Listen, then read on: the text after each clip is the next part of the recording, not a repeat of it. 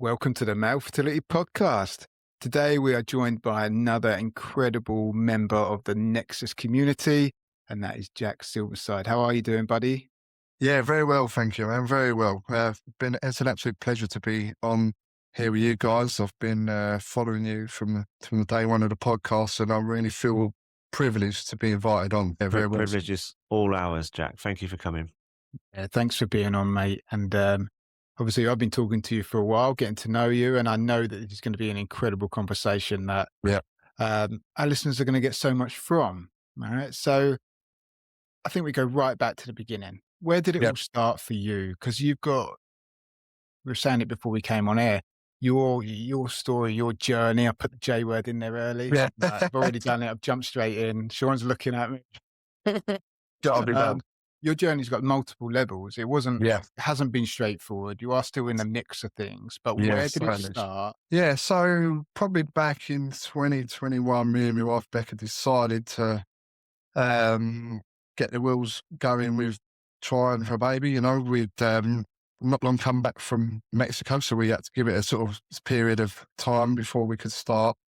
We had some tests because things weren't really going properly to start off with. There was no results for the first few months, and naively we thought, well, why not? She'd come off the pill. We thought it should happen easy, so we decided to go for the sort of basic tests at born, and everything come back clear, apart from the only minor hiccup was that I missed part of the sample missed the pot. So they said, oh yeah, because of the results it was certain low, and I went, well, is it because I'd missed the pot? And they said, yeah, probably. Well, so then redone another sample, managed to get it all in this time.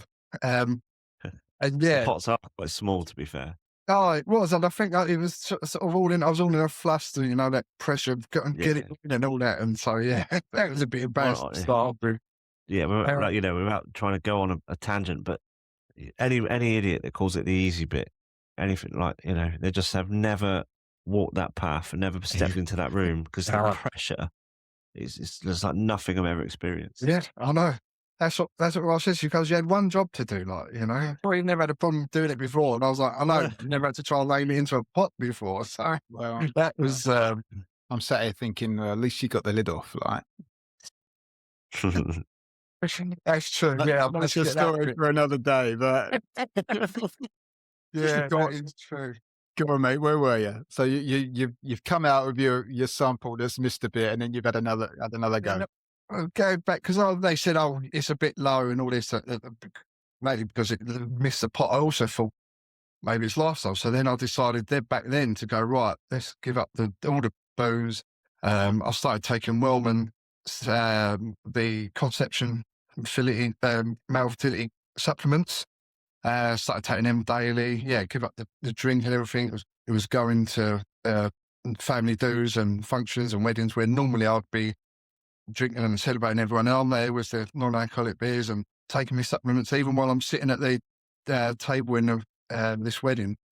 It's doing that. And then, I'd say March 2022, I've got a positive pregnancy test, which was obviously in relation to us. It's fantastic news. So then we started getting excited, and I remember she downloaded the app where you could follow the what size it is at certain weeks and things like that, and then you could get all that excitement of planning. And I think everything was going well. We booked a 7-week scan because we thought we'd get a nice early scan just to try and get everything checked to make sure everything's going the way it should.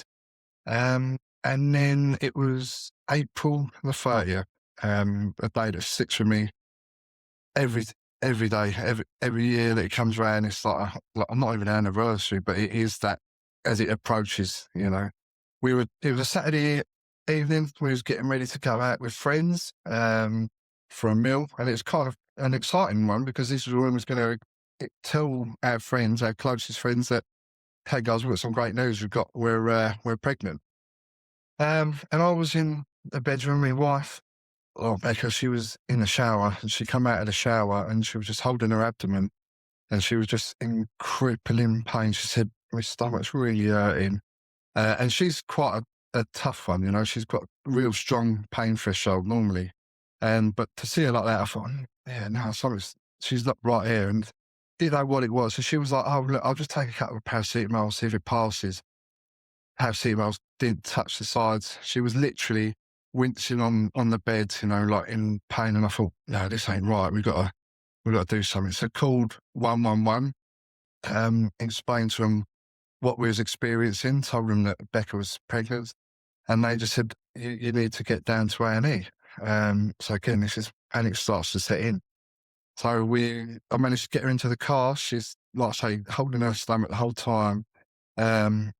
Drove to the hospital, which luckily wasn't too far away. It's probably about 20 minutes.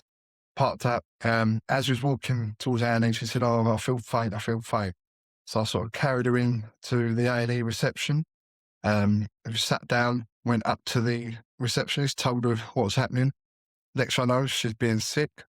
So then they've seen this and took her to one of the side rooms, and she was still being sick.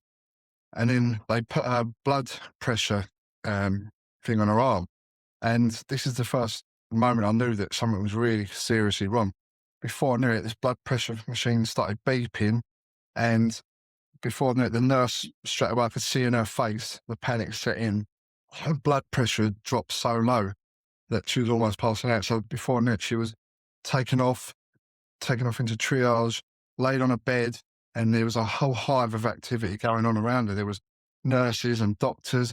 They was putting in lines, intravenous lines, taking blood samples. It was one moment everything was kind of normal. The next minute it was all like panic stations and all hell broke loose. Before I knew it, she was rigged up with all these tubes and sensors and everything like that.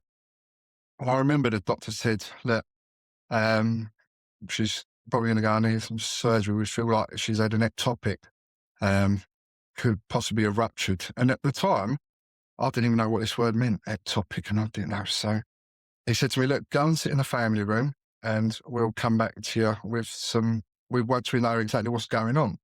And I remember sitting in this family room. At this time as well, I rang her mum, who was a midwife, and I just thought, need someone who's got a bit of understanding, because they was talking all this stuff and I didn't know what they were talking about, all these words and things. So yeah, I rang her mum, and mum and dad come down shortly after. And again, even on the phone, when I was explaining to her mum what had happened, her mum said, oh, it's not an ectopic. And again, at the time I was like, what's an ectopic? What is this? What is going on? And yeah, I was sitting in that family room and it just felt like an eternity, waiting for someone to come and tell me what's going on. And the whole time I could hear all the commotion going on outside. I can almost hear like a name being mentioned. And then all of a sudden, I distinctly remember it, hearing the doctor say, look, we're going to need some more blood. And I just thought, can someone just please come and tell me what's going on? And eventually, like I say, the doctor come in and confirmed what he'd have thought. He said, yes, she's had an ectopic and it had ruptured, and she had suffered from internal bleeding, and they had to do emergency surgery. They had to open up her abdomen to stem the bleeding and shut it all down like that. And they said, look, she's still in surgery at the moment, but stay close by. She's going to, we'll just get this sorted out. And I just remember going, well, is she going to be all right? You know, because you always think once you're in hospital, everyone can be fixed kind of thing. It's all good. And I remember saying to the surgeon or doctor, yeah, is she going to be all right? And he just basically said, well, look, the next 24 hours, it's going to be 50-50. So just don't go far. And I just remember hearing that thinking 50-50. So that means there's a chance that she could actually die from this. And that just hit me. And I just couldn't. I was just it just went numb after that. And I was just sitting in this family room. Her mum and dad eventually come in, and they were there to sort of help me just sort of process what they were doing, because again, I was coming in with all these sort of medical terminologies and I wasn't really sure what they were talking about. But because my mother-in-law had a background in midwifery, she was able to understand and relate to me what they was explaining and talking about and things like that. And it was just that feeling of sitting in that waiting room, family room, just not knowing. And they said at one point, they said, look, you can pretty much go back home if you want. There's not much you can do here. We'll call you as soon as we know any more. But when you just think, I don't want to leave. She's in this hospital somewhere, and I'm so helpless that I can't do anything. I don't know what state she's in or anything like that. Eventually, a consultant come in, and again, she said, "Yep, it was really serious. We had to perform this emergency surgery." They actually had to resuscitate her twice on the operating table during the operation because she'd lost that much blood. She said to me, "You're lucky that when you brought it down when you did, because had it been half hour later, things could have been very different because of how much blood she lost." And yeah, when they said to me that they had to resuscitate her twice on the operating table, I think that's when the realization hit me of what seriousness this was and how close it came. And also the uncertainty still, because they were still saying, look, it could be 50-50, so stay close by. And I remember the hours went by and we were just sitting there, and again, it's just that feeling of helplessness, knowing that she's in one of these rooms somewhere and there's nothing I can do. And yeah, it was shitty, to be honest with you. And then eventually they come in and said, look, she's out of surgery now. She's in recovery. You can go home now, and we'll call you as soon as we know more. And again, I didn't want to go home, but Mum and Dad were saying, look, there's nothing we can do. Look, let's just head back. Let's clear our heads a bit and wait for when they call us. And I thought, well, okay, so she's in recovery. That means she's got through the worst of it. She's in the stage where she's hopefully, yeah, as it says, in recovery. So yeah, headed home. And again, even at home, I was just in tears. And I remember holding a picture of her. We had a picture of me and her on our fridge. And I know it sounds silly, but I just remember holding that picture and just looking at her, just saying, like, I can't lose you. And then, yeah, I remember had my phone by me. It was constantly making sure I had signal, that it was full battery. And then literally as soon as a number rang, I answered it within seconds. And it was, I'll never forget, it was one of the nicest voices I've ever heard. It's one of the nurses to say, "Hi, Mr. Silverside. Just to let you know, yeah, Becca's conscious now. She's still recovering, but she's conscious. She's doing well." And I could actually hear her voice in the background. And just to hear her voice talking to the doctors, that feeling, it was just incredible. Just to know that she's still there, that she's still with us, and hearing her voice. And they said, yeah, look, give it till open and visiting hours and you can come down and see her. And yeah, I remember that morning, literally, as soon as I could, as soon as they let me in, because during all the rules and that, they were a bit funny about letting people in still. So as soon as I was able to get down there, I went straight down there. And yeah, she was in a ward on her own. But even then, I remember walking in the ward and she's just laid in the bed. She's conscious at the stage, smiling, but she had all these tubes and everything, all these lines where they'd put in. And I remember this one that was in her neck, and they had 5 different tubes coming out of it. And I remember saying, like, what's the one in the neck for? And they said, well, it's the quickest route into your heart if we need to put any lines in and things like that. And just seeing her in that state was just shocking. Wow. It was, yeah, just unbelievable. Mate, wow. Like, even hearing that, and like, obviously we're hearing it live, but anyone who listens to this down the line will feel that, and you lived it, you and Becca, and that's just scary. And I have to say, there's absolutely nothing silly about going home and holding a picture of her. Like, absolutely not. Like just, yeah, wow. That feeling of holding on to that hope, and just anything, because that just felt that feeling of helplessness and not seeing her. Because one minute it was like everything was fine, I was getting ready to go out for a meal that evening, and then next minute she's in that situation. So by holding on to that photo, it was the only way of holding on to that sort of knowing that she's still there, if you like. It's funny, but it's at the time, it's what I felt, making me feel closer to her, because I couldn't see her. I didn't know where she was in the hospital or things like that. So having that photo was the only way to feel close to her. It must have been, just like Sean's just said, listening to it now, that's a tough thing to go through. Incredibly tough. But it's important to highlight here, just how amazing our NHS is as well. Like they Oh, knew what they were doing.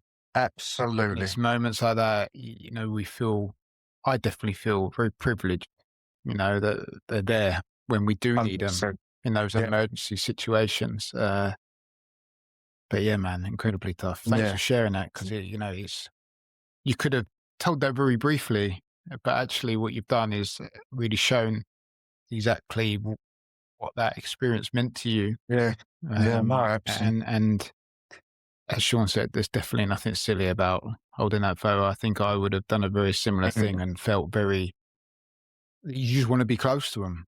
Yeah. Like you said, it's out of your control. And she was in a hospital somewhere that you didn't know. You could hear things going on. Yeah. They're using language you don't know what it means. Yeah. Yeah. Like this is almost a side of fertility that isn't spoken about much. When it really does go wrong, that kind of pure panic and uncertainty in that moment is incredibly challenging. Well, so thanks for sharing it, mate. Yeah, because sorry, Dad, go back to it because I'm still relaying what I meant. I remember as well at the time thinking like, because they said to me as well, "Oh, did you know she was pregnant?" And I was like, "Yeah, I knew she was pregnant." And at the time, I just thought she'd had a miscarriage that has been a really bad one, and that's what I thought was. I thought, well, okay, so we've lost the baby, but it didn't even enter my head that the idea that we're going to be losing her as well. At the time and naively, I just thought she'd had a miscarriage and we've lost the baby. It's terrible. But the thought that we'd actually lose her as well, because obviously they had to remove a tube as well as repairing the internal bleeding. But yeah, it was that thought that not only had we had this miscarriage, but it's also almost cost her life as well. And yeah, it was just, and to top it, so she was in hospital for that week. And then she come home for 2 days and recovering, and then ended up being back in hospital because her bowel had closed up due to the surgery. So she had to have another week in hospital with a tube through her nose, and they wouldn't let her out of hospital until she'd gone to the toilet once her bowel was closed. Not only she gone through that initial thing with the ectopic ruptured, then this recovery surgery, then she's then back in with a seized bowel as well, and then to go through all that again. So she really went through it, the poor girl. Yeah, man. It sounds like you both did, mate. Like she's gone through it physically, but emotionally, like I can only imagine like how hard it was for you. Yeah. So, this is obviously it's almost a life-changing event, isn't it? This because like you realise how fragile life really is. Absolutely. So what does the decision look like to move forward in terms of, right, we're going to try again in terms what conversations did you have? Yeah. Because you would have wanted to safeguard yourself from that happening again, even though you can't really truly do that. Like, how did you make that decision to move forward and try again? Yeah. So one of the things that we were told after everything had happened was that, look, even though she's had one of her tubes removed, there's no reason why she shouldn't be able to fall pregnant again. That the ovaries were still there. They didn't have to remove anything else. So we were told that, we should, but we thought we needed to give it at least a year or so for her to sort of recover, if you like. And like I say, have that bravery built up again, because again, now knowing how easy things can change and realizing that pregnancy isn't just something straightforward, it was building up that confidence to want to try again. Because again, every time we thought we're going to go again, is it going to happen again? Is it going to happen to the other side? And it took a while for us to make that decision to, okay, let's try again. So again, she went for some follow-up tests, and everything was fine and everything was no issues. So we decided to try again and trying again, and everything was sort of going okay. And then I think it was June 2023, so almost like a year later, just over a year later, she again had a positive pregnancy. Again, we thought fantastic news, spread the photo to close family, just saying, look, got the pregnancy, positive. And I think it was about 3 days later, she started bleeding and miscarried again. And we was like, you're joking. And so we went to see the GP to find out why, what was this? And it turned out to be a chemical pregnancy, which again was something I'd never heard of before. But since that and looking into it now, understanding what that is, and and realising, oh, great, another one that hasn't worked out, but it's at least this one, I know it sounds sad, but at least this one hasn't cost the life in a sense. But it's, again, it was chemical pregnancy and trying to understand what that was and realising that, okay, that one hasn't worked. After everything else that had happened, and you kind of think, well, what's going on, you know? Yeah. And what, were you given any explanation or anything like that? No, it's literally just comes down to sort of nature and that, you know. There wasn't any rhyme or reason why it was. Again, not saying she'd had sort of the basic sort of test and everything seemed to be fine from a perspective like that. There was no reason why. It's just one of those things that could happen, I suppose, like any other miscarriage. But yeah, it was just that thing of, you get that positive test, you think, oh, fantastic, you know, it's things are obviously working in that, and then to get that negative, the miscarriage 2 or 3 days later, it's just like, what the hell? Mate, really tough. And it's a testament to yours and Becca's strength that you firstly were able to pick yourself up after that first time. And that horrendous experience, like Kieran said, it is life-changing. You know, and things like that do leave a mark, like you said, April the 30th every single year. Yeah, every year that comes around, we sort of make a note of it. Like, we certainly don't celebrate, but we certainly count ourselves lucky that it turned out all right in the end, because it's certainly a day that changed our lives back then. And So, like, now after this chemical pregnancy, were you referred on for any other tests or given any advice about what to do next? Yeah, it wasn't, no, not really, if I'm honest with you. I think, again, a bit of naivety. We just thought, okay, well, look, again, we thought we'd had these tests and everything seemed to be okay, you know, and I say, gone through this. I think this is when we started to get in the realms of Bourne and getting on their list and things like that. So we just sort of thought, well, everything seems to be okay. There's no reason why we just can't try again. I think it was just that sort of, again, that anxiousness and that worrying of if it's going to happen again, but we thought we've got to keep going at it.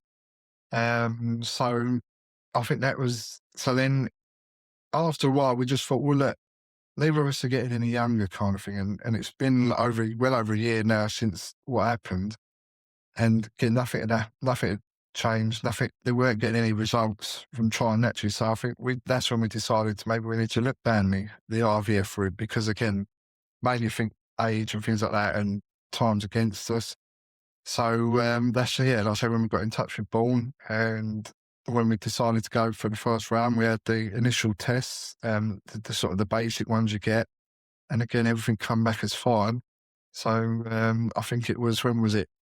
End of 2023, November 23. It was when we started our first cycle with Bourne, and doing the injections and things like that, and getting ourselves prepped.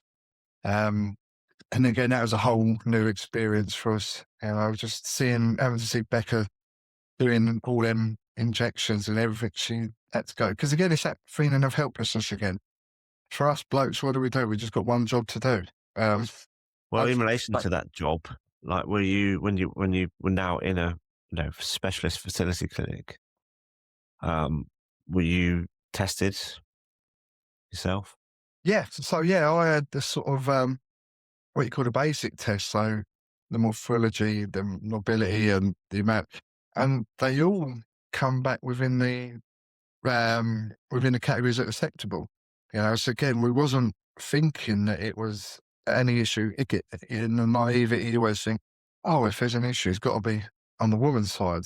You know, because again, I thought, well, everything on my side, the basic ones have all come back okay. And so you just think, okay, there's no reason why it shouldn't work.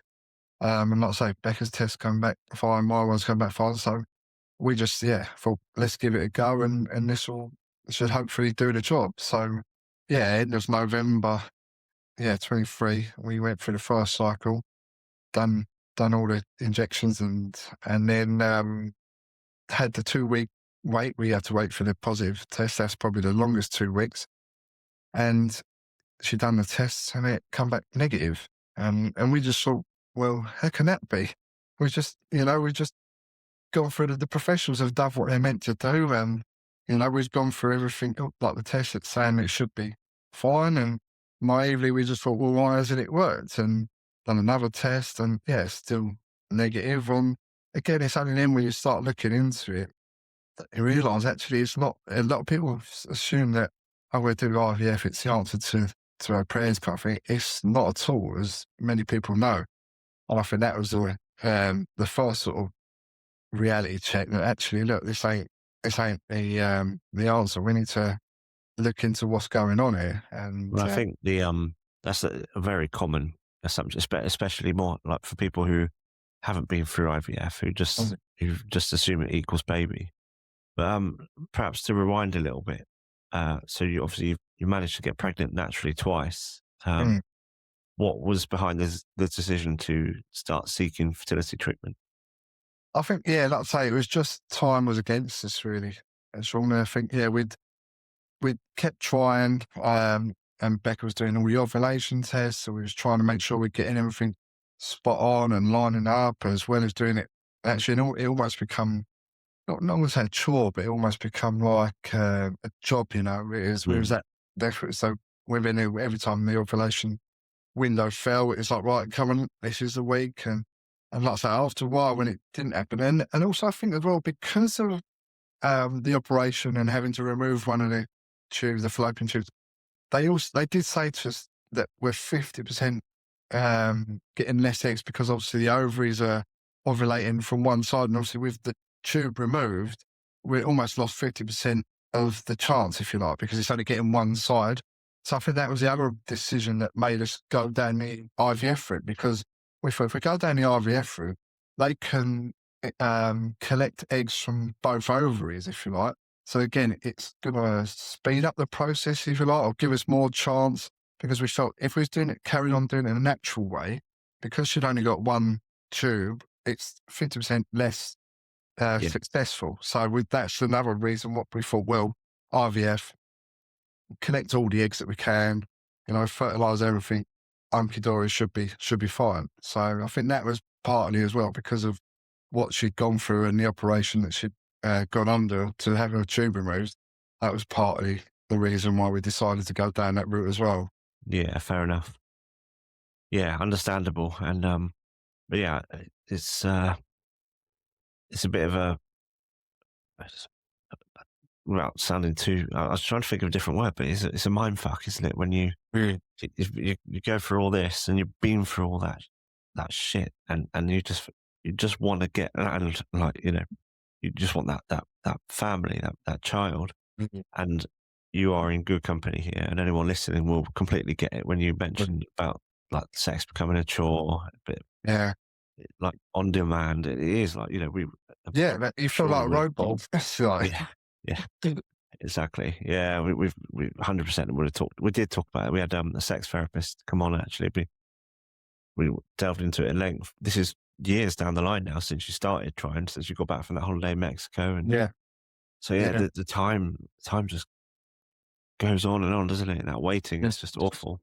Yeah, and I think that's what it is. We're just so desperate to want a family, and like I say, because time's against us. Like I say, at the time I was 41 and Becca was 36, which I know in a is no age really, but I think consciously we're thinking, oh look, we're getting older, chances are diminishing, so we need to look at that next step to speed it up. And I think again that was the old idea of IVF. You just think it's down, the experts know what they're doing, every science is going to do its job, they're going to pick the best egg and the best sperm, and what can go wrong? How can it fail, if you like, And I think that was where we were that naive on that first round of thinking, oh, it's almost like, doing anything. You think the experts are doing what they do, technologies come on leaps and bounds, so why shouldn't it work? So I think that was partly one of the naive reasons why we went down it as well. I'm interested to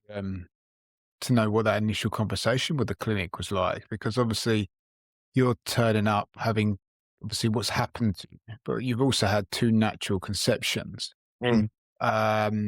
Did they mention anything about success rates or anything like that in terms of age or just in general? Or was it just kind of, yeah, we can do this and let's roll? Yeah, I think a lot of it was when we was first having that consultations with her, I think it was they were giving that sense of hope that, yeah, look, we'll do this. We'll start off on this measurement of injections and doing this amount to start with, and because you got this and because you got that. They were very giving us that confidence that it was all going to go fine. They didn't really put any doubt into us why it shouldn't. And I think, yeah, because of age, we were made aware that obviously it is only about 40% successful. And as you get older, that gets a bit less as well. But generally, they was, yeah, no reason why it shouldn't work. As you like, they were telling us you can do these add-ons and you can buy all these extras and the glue and the incubator thing. So at the time we were like, yep, we'll sign us up to that.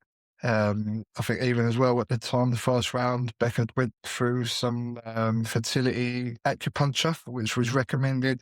So we're kind of the first one was sort of threw everything at it. We just thought, yeah, she's done the fertility acupuncture. We've paid for some extra bits with the clinic and that. Everything should be all lining up and should be successful. But yeah, as experiences taught us, it's not the case. No, and you mentioned the famous add-ons there. That's a completely different conversation. But yeah, I mean, you've been, all the signs are pointing towards it should be relatively straightforward, shouldn't it? But it's never just straightforward. So that cycle wasn't successful, and then you kind of moved on to the next one. Mm. How did that unravel? And you also you met a guy who has had both mine and Sean's balls in his hand, Mr. Oliver Wiseman. Yep, the great Oliver Wiseman. Yep. And you've also spoken to Jackie Stewart, has spoken to me and Sean. So Right, obviously, like, this is where we start to hit familiar ground for me and Sean. Yeah. But explain what happens next, because this is where the story changes a little bit, doesn't it, in terms of the male factor side of things? Yeah. So we had the second round. Again, we wanted to jump back on the horse, as you like. So we got Christmas out of the way, 2022.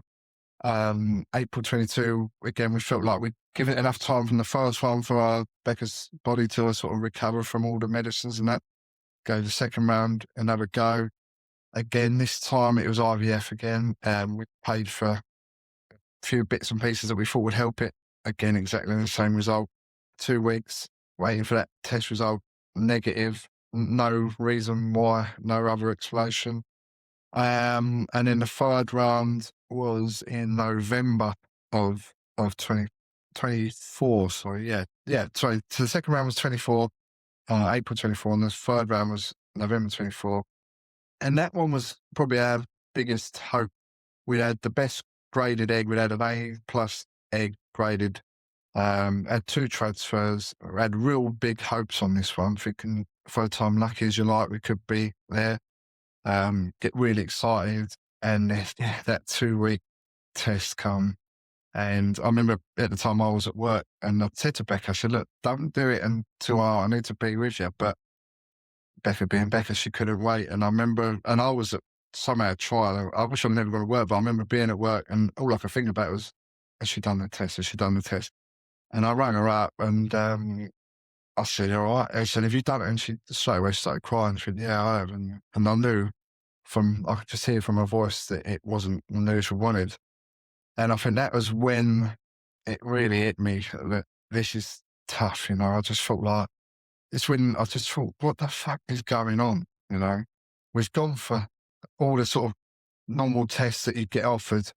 And I thought, why is it not working? Like, there's nothing wrong. And I know it sounds so stupid because there's so many people in worse situations. But it's just like, why is it not working? And I just remember that feeling of anger and frustration. And that was probably when it really knocked me.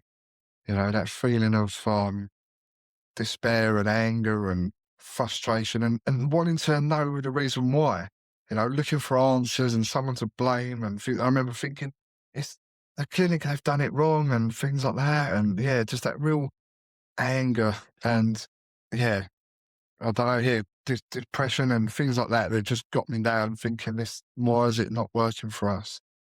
And I think that went on for quite a while. And yeah, I remember just some days just driving to work and I was just, before that, I was just bursting into tears and, and getting short with people and then not wanting to be around other people with kids or and then also what we found as well with family and that, like Becca's sisters, when they fell pregnant, they didn't then want to tell us that they were pregnant, or they would get upset when they was telling us they got pregnant. And like our good friends had been trying for a while and they fell pregnant, and again they found it hard to tell us. And I remember even when they told us, big part of me, it sounds really terrible, but it was almost like resentment, as if to say, like, why have they got pregnant? And I was happy for them because they were our closest friends, but at the same time, that I remember when I first found out, me and Becca both cried because again we thought, why not us? Why can't we have that?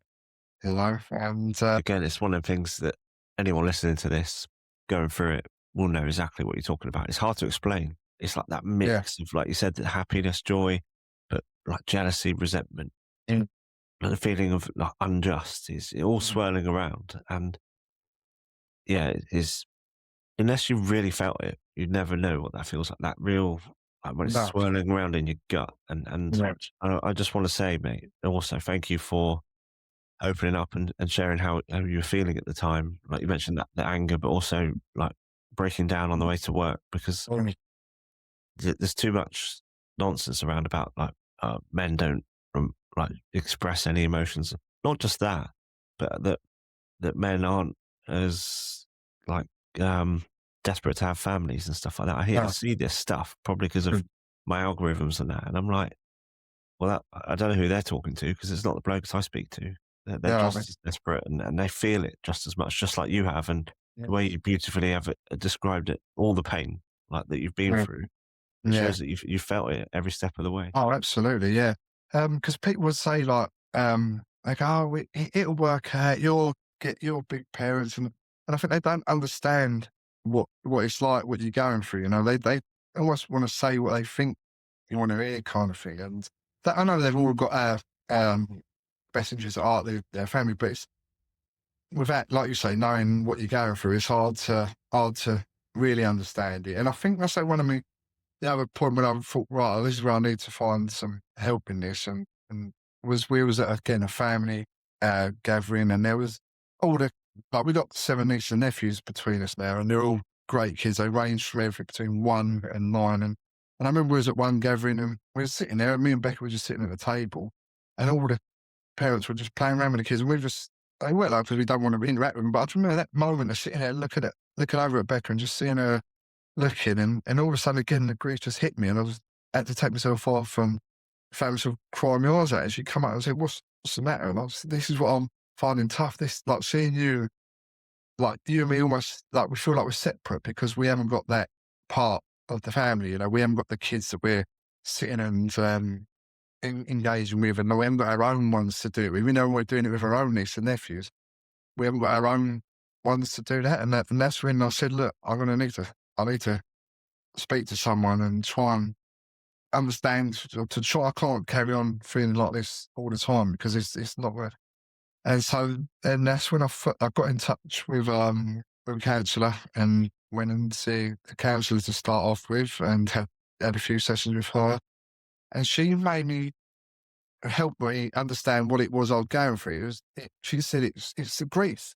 And I never even thought of it in that term, in that way of an emotion. But she said, it's grief you're going through. And so she was able to then give me some exercises to try and cope with that grief feeling. She said, when you do get those emotions coming on, try this exercise. And she told me one thing on YouTube, which is leaves in a river. And it's you listen to it, it's a sort of, you put your thoughts on a leaf and let it float down the river and let it go by, and things like that. And so she helped me understand grief side of it, how to deal with that. But again, it wasn't that talking to someone who knows what you're going through. So then again, going back to Bourne, they offer you this free counselling session. So again, I thought, you know what, I want to sign up to this, because I felt like with the first counselling session was great, but again, with the one that the clinic offers, I felt like I might have been in a group with people that are going through similar things and understanding. And that's when I then was first got into contact with the amazing Jackie Stewart, joined her sessions, and there was, again, other couples, other people in a similar sort of situation going through the struggles with the IVF. And that completely changed it, to be able to listen to other people and to relate to them. That made it helped me a lot to understand what I was going through, because we was talking amongst ourselves in this group, and Jackie was just incredible.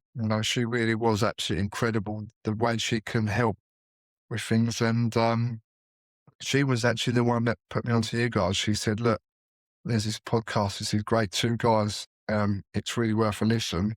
And that's what put me on to you guys. And again, started from the very first episode. And I remember listening to your guys' story and being in tears then, but then listening through every episode and laughing at other stories of the sample experience, NeXYs, as it call it. And then, you've just validated Kieran. I think he wants to get a T-shirt with that on. I want a T-shirt with anxiety on. I'd love to wear that around to see people's faces to try and understand. I'm going to wear it to the gym like a big muscly gorilla, anxiety on it. That's honestly, when I heard that expression, that really did crack me up. I thought, yes, I can totally relate, because it is, you do get that anxiety when you go into them rooms and things when you got to do, the pressure's on. So, but yeah, like I say, that's when I got in contact with you guys and reached out to you, and it's just, you guys have just been amazing. And since joining the NeXYs community and realising that I'm not the only one in this situation, and it may not be completely male fertility related, but again, since the last IVF, we thought we need to start investigating in deeper. So that's when we did start going down the route of sperm fragmentation and things like that. And that's what come back as slightly off what it should be. So it was something like I had 32%, whereas they say unassisted, it should be under 20. Assisted fertility should be under 30. So all of a sudden, that's made me realise, there we go. That's the reason why it hasn't worked. So that's what then made me think, right, I need to, now I know, kind of in my head, I'm thinking, well, this is all it's got to be in, because all the other tests here, like I say, I went after seeing Dr. Wiseman, and he said, yep, there's no issue here from what I can see. So another tick off the box, that's that test been down. The other ticks we had done, all of a sudden, I've now got this sperm frag to focus on as what could be the cause. So yeah, it was March this year. We went away to Australia back in February, which was basically after the last failed round of IVF last year. We just thought, do you know what? We need to fuck it on to do something to cheer ourselves up, because I said to Becca at the time, Chisholm doesn't work. Yeah, we need to fuck it on. So we were fortunate enough that we was able to book Australia and just go bollocks to it. We just had to cheer ourselves up to focus on. So that was our fuck it holiday after the third failed round. And we said, right, as soon as we come back from that, we're going to focus on lifestyle changes and getting this sperm frag test improved, and hopefully things should start improving. So yeah, March, got back beginning of March, again, cut out all the booze and everything like that. We reached out to a fertility detective on Instagram that recommended some supplements for me to try, because all of a sudden now it's changed. It's not now focusing on what's wrong with Becca. It's now looking at what could potentially the male side, what could be my issues, and all this. That's what then makes you realise, but yeah, it's not always the woman that's at fault. We always think, oh, husband, we've only got to do one thing, a bit of sperm and that's it. But all of a sudden now, knowing, understanding what the sperm frag is and where it is, it's now realising that actually, yeah, it's a male issue as well. So that's when, yeah, as of March, I cut out all the booze and started taking all of these supplements. And I'm trying to do that for about a year, and then hopefully going to go and have another test, because they say you need to give it between 6 months and a year to really notice if it's made a difference to the sperm fragmentation. So hoping in a new year, I'm going to book another appointment to try and see if there's been improvements made. Well, yeah. Well, that's the thing as well. It's that it's a test that does have to be repeated, and it's not cheap to do. So it's one of those things that it is right. You've followed the right path, I think, in trying everything first and then delving deeper, because it is that, I think it's like below the surface. Yeah. But I want to come back to something you said that, it's not strictly male factor or whatever. You're a male and you're going through fertility issues. You are very much welcome here. You belong here. You belong in the community. And that's like important for anyone to hear, because it's not like a race to the bottom, like of who's got like the shittest sperm or any or whatever. It's the fact like what you talked about, like the feelings that you even had before you found out about your sperm DNA fragmentation. The feelings that you described to the kind of the peak, or actually the trough, really, like the bottom being those, like that anger, that grief, that like breaking down on your way to work, just like doing something you do every day, but then having that sadness follow you around like a dark cloud, right through to the, like what we talked about, like the sex on demand and the pressures that come with that. Every bloke is going through this, and that's why it doesn't matter what brings you here. That's the importance of this community, because we all get it. Yeah, absolutely. Well, that's what I was worried about. I was worried about, like you say, do I fit in this group? I know it's a male fertility group, and that's why I thought, do I belong? Because again, I've not got any obvious no issues apart from this sperm frag thing, and that's what I was thought. Am I doing the right thing by offering my story to you guys? Is it going to be acceptable? But like you say, it's still part of that same feeling that we all want the same goal. We all want to become parents, and we all want to have children, and it's that going through that journey as we go back to going through that process of the emotions, and also I think because of what actually happened to us personally, like with the ruptured ectopic. They say that ectopics are a common thing, but they generally get picked up before they rupture. And they say ruptures are so rare and so life-threatening. And I suppose that's one of the other things. Like I love telling people their stories, but when people ask what's going on, I want to tell, because there's so many people that are not aware of what even an ectopic is. And like I say, I never knew. And so it was only other happened. And that's another reason I wanted to maybe share the story with you guys, because to get it out there and to show people that, like I say, being pregnant isn't a safe, and isn't always a given thing and a plain sailing thing, even from the very start. Something like that can go drastically wrong, and that's what I just wanted to share with everyone, to say, look, this is what happened to us, and as of yet we're in the same boat now. We're still sort of persevering and trying and keeping at it. I mean, obviously we've just recently moved house, so that comes a nice distraction, if I'm honest with you. So up until we moved house, most of our conversations were about, right, what's the next step of fertility? Where are we going to go now? 3 hours. So when we moved house recently, that was almost a nice distraction. It changed the topic of conversation. It almost got us excited again about the future. But now we're sort of settled in, and that we're now looking back to focusing on what our next step is in the process. But like you said, like the important thing there is, and I think I said earlier, but again, it's a mark of your character and Becca's character, your resilience, your strength as individuals and as couples. But you are still here. You're pushing on, and you're still in the race, and you're just here. You're turning up. You're not avoiding it. You're not burying your head in the sand. And like you've said, at the moment, there's no end in sight for you. And so you're here talking about this now. That shows remarkable strength of character. Yeah. Well, thank you. Yeah, well, I'll say, I just want to share it with you guys, really. Well, you most definitely belong here, mate, and your story is a very valid one to be heard on this podcast. You've spoken about something there that is so important, and that's just raising awareness of fertility issues, whether it's male or female. It needs to be spoken about more. And like you said, ectopic pregnancies as well, raising awareness of that, because it isn't spoken about.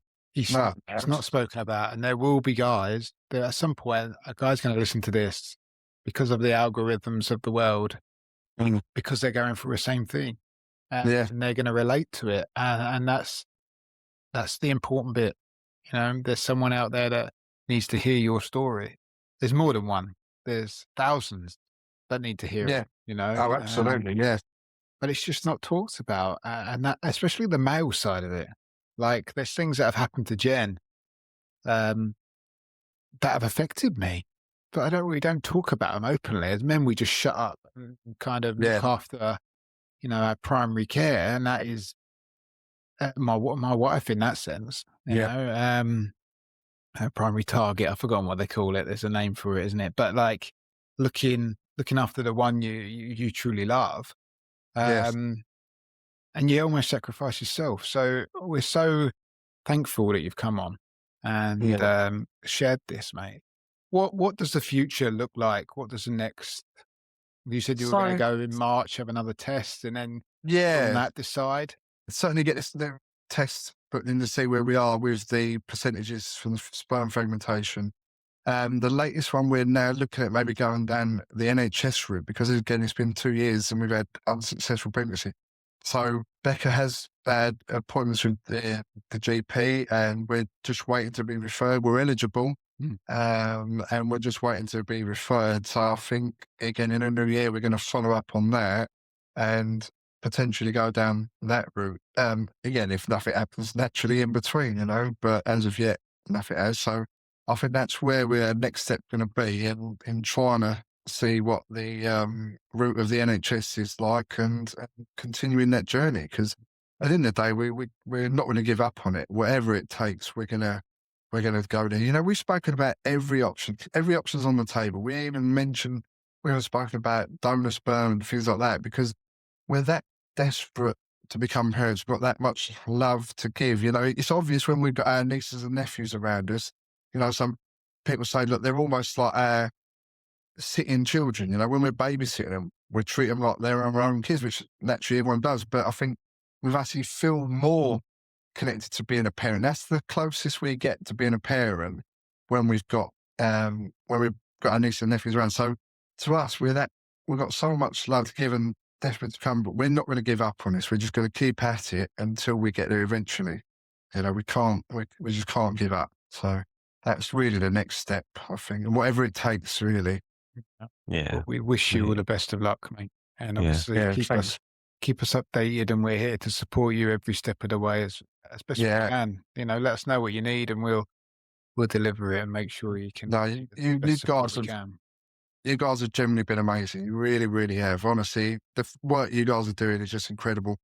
It's one of the best things that Jackie ever did was recommended me to you guys. And since meeting you guys and getting to know you and then being invited to join the NeXYs group, it's just unbelievable what you guys are doing. And it really has made a difference. It's got me through sort of downtimes and things like that. And being part of the NeXYs group and the community and seeing the support that's there is just unbelievable. Knowing that everyone's there, that everyone's got each other's backs. It's it's incredible work, and it's an amazing community, and just may it continue. Oh, thanks, mate. Honestly, that it's stuff like that keeps us going. It really does. Knowing that we're not just shouting into the void or anything. Obviously, we're not, like with the community, like you said, it's there. But when you're hearing that feedback, it really means a lot to us. So, thank you. You just said something earlier that I was going to ask at the time, but I thought, do you know what? This will be a good little bolt-on final question. So, you talked about when you went to the counsellor and they gave you some really useful tools for helping you get through that really that difficult part you're in. So it occurred to me at the time that there's probably, and this is what the podcast is all about, sharing knowledge and little tidbits and things that could help others and give them that tool. So you've already mentioned the leaves in the stream, or if there's anything else that you learned from that helped you cope, that pass on. Another useful one again, because when I told her about me breaking down on my way to work and stuff, she said, well, look, again, if you're in that situation and you feel those emotions coming on, just focus on the radio, focus on a song, and just start singing the lines on the song, whatever it may be, or change the station to a song you like, and just start singing that song. She said it's about taking that attention away from your thoughts and focusing on something like that. So even that was amazing. You know, again, when I was driving along and I was in me thoughts in my head, and I felt again building up, I would all of a sudden go, right, let's change the station, let's put the station, or I would just start singing the song, whatever song it would be. I would just start singing, and I haven't got a singing voice at all. It was just that taking me thoughts away and focusing on something as simple as that, or focusing on a task. And she said, like, if you're not in the van, just go, right, what are we going to do for dinner? So, right, what am I going to do? What am I going to get from shopping? What do I need from shopping? Right, I need apples, I need and all this. It's just trying to change that focus, and when you know that it's coming. And she said as well, with the anger side of it, or that sort of side, she said, if you've got something in your hand, she said, literally just pass it from one side of your hand to the other, so from your left hand to your right hand, from your right hand to the left, and just keep doing that. And she said subconsciously that would change your head thinking and things like that. So it sounds weird at the time. You just think, like, really? But when you actually give it a go, when you're in that moment, it really did make a difference. And like I say, she certainly helped me understand and control that grief side of it. You know, I haven't had that as much of feeling to breakdown side of it. And when I do, I'll relate back to these exercises that she told me to do. So yeah, really recommend it. And amazing.